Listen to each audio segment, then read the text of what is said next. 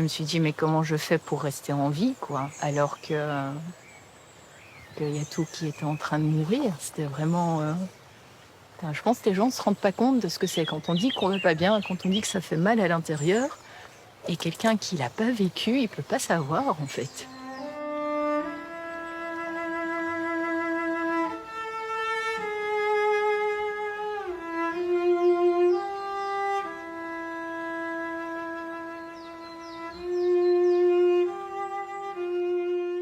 La vie peut être insupportable, juste insupportable. C'est l'enfer, quoi.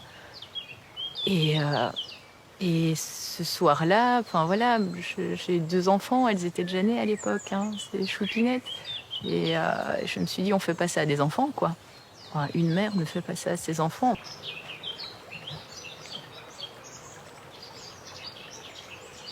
La première fois que j'ai touché le fond, j'avais 9 ans, ma première tentative de suicide, j'avais 9 ans.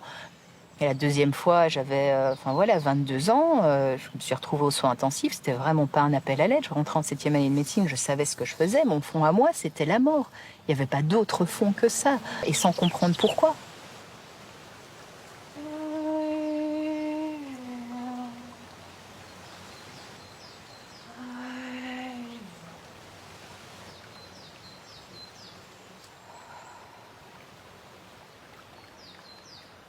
Il y a des images et des flashs qui ont commencé à revenir. Ça a été d'abord des odeurs, et puis ça a été des sensations d'un truc bizarre, tout mou dans la bouche, et puis qui commence à grandir, puis qui vient me faire mal dans la gorge, et puis qui m'étouffe et qui me donne envie de vomir. Je me vois à côté d'un lit, mais je me vois grande comme ça à peu près, donc enfin voilà, j'imagine 5 ans, entre 4 et 6, je dirais, quelque chose comme ça.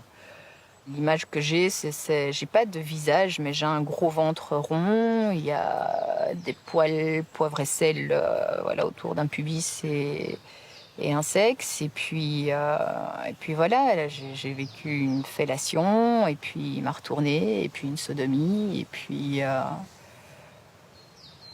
voilà, j'ai le souvenir après.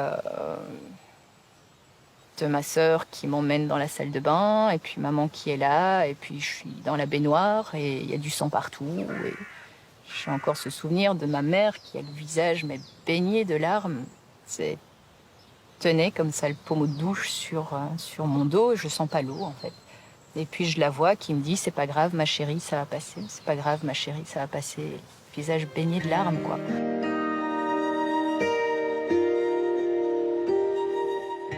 J'ai pas de certitude absolue, donc ça, c'est un des inconvénients des amnésies post-traumatiques qui surviennent si tôt, mais a priori, vu les époques, les lieux, la dynamique familiale, je pense que c'est mon grand-père maternel. Super, tu retiens. Fais un kiai. Super, il manque le kiai.